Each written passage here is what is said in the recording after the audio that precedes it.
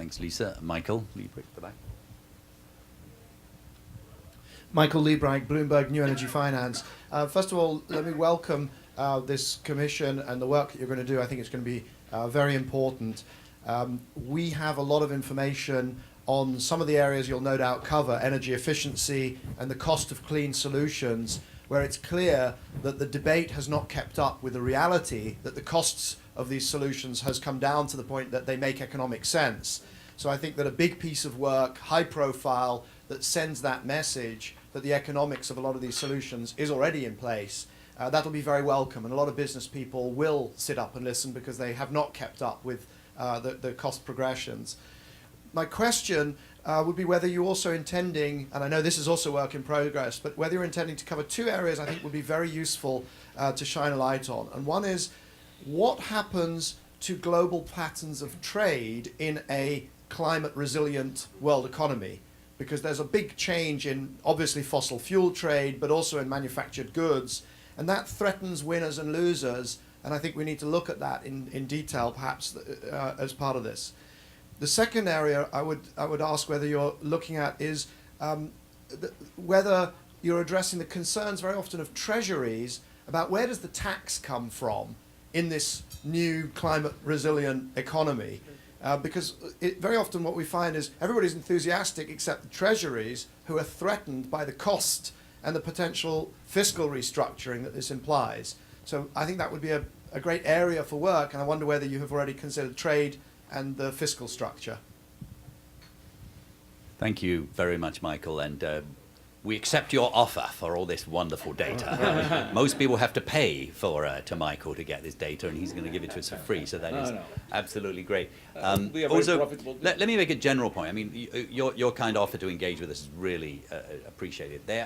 Around the world, there is amazing work and data going on. I want to recognize actually Minouche Shafik, who's here today from the IMF, Deputy Managing Director of the IMF. We're going to be working with the IMF on precisely some of these issues relating to fiscal policy and trade, for example. I'm delighted that Minouche is going to be on the commission. Over here, Rachel Kite from the World Bank. We're going to have very deep relationships with the World Bank, doing lots and lots of work already.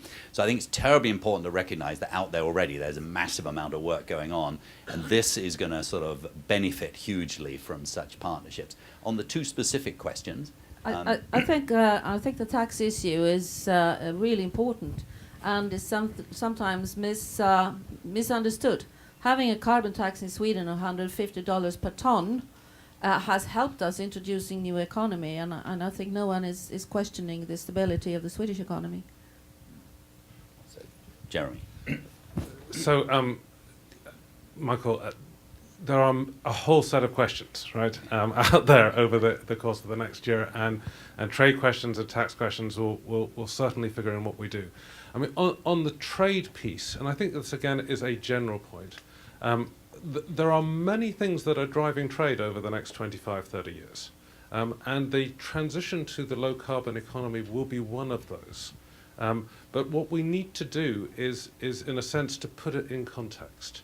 There's oftentimes a kind of emphasis on the low carbon or emphasis on energy costs. If we actually look at modern economies, energy costs are a relatively small part of a modern economy, and yet we focus disproportionately on small changes in energy costs and don't put enough attention on some of the really big drivers of economic restructuring that are going on. So when we look at trade issues and we put a low carbon lens on it, which we will do, we will also look at them, just to give you an example, in the context of the way in which global supply chains are developing today, because I think that our traditional notions of trade are almost getting overturned at the moment with the way in which with which global supply chains are developing. And one of the reasons for the Global Commission is to have business people on it who are running global supply chains and who can actually help us understand the way in which those will evolve in the context of a low-carbon economy. One comment is, we were talking with Jeremy a few days ago, or some weeks ago, about a quite interesting exercise we made in Mexico. And we analyzed a set of economic activities, and what we did is try to estimate their net present value or their net present cost.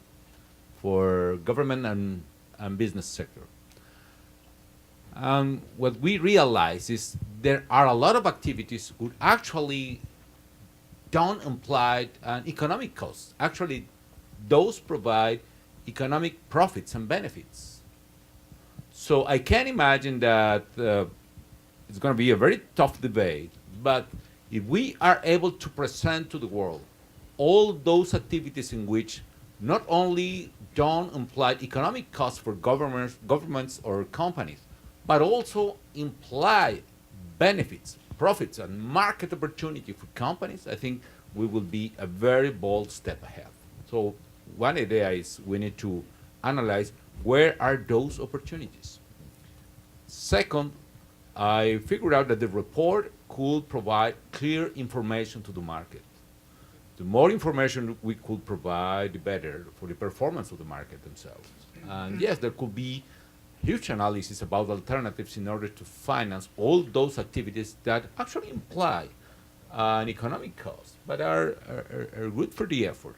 If I should have to summarize our effort from the economic side, I would say that we will try to maximize responsible climate policies under the restrictions or under the effort to minimize the economic costs for people and government. So this maximization effort, if I can say that. Thank you. I have a question from here and then one back there. Eric Roston from Bloomberg Sustainability News. Two quick questions, if I can. One is, does the United States have official representation on the commission? And if not, why wouldn't they want to? And the other one is, one of the longest running debates in climate economics is the choice of a discount rate. A lot of discussion over the Stern report from that perspective. Do you have any previews on your thoughts about that? So, on the commission, there is no official representation by any country. I think I'm right in saying. I mean, we've asked a number of leading individuals in public and private life to be members of the commission in their own right, to bring their own objective perspective. So while we have broad geographic representation, including 2 US citizens, and maybe even more, but on the commission, they're not there as official representatives of the United States. And this commission is not there as a negotiating or pseudo-negotiating body. And it's an initial effort started by this very generous and committed 7 countries. And I will repeat this: UK, Sweden, Norway, Indonesia, Colombia, and Ethiopia, and South Korea. Of course, there could be as much countries as possible. But meanwhile, I really appreciate the effort, the initiative made by these countries and government. As Jeremy was saying, in the International Council, we try to invite people coming from everywhere and try to establish some kind of equilibrium between gender, for instance, nations, continents, sectors. Actually, we have a very strong council already, and we have invited more people, and would be very important people supporting us coming from everywhere. So watch the space on this on the International Council.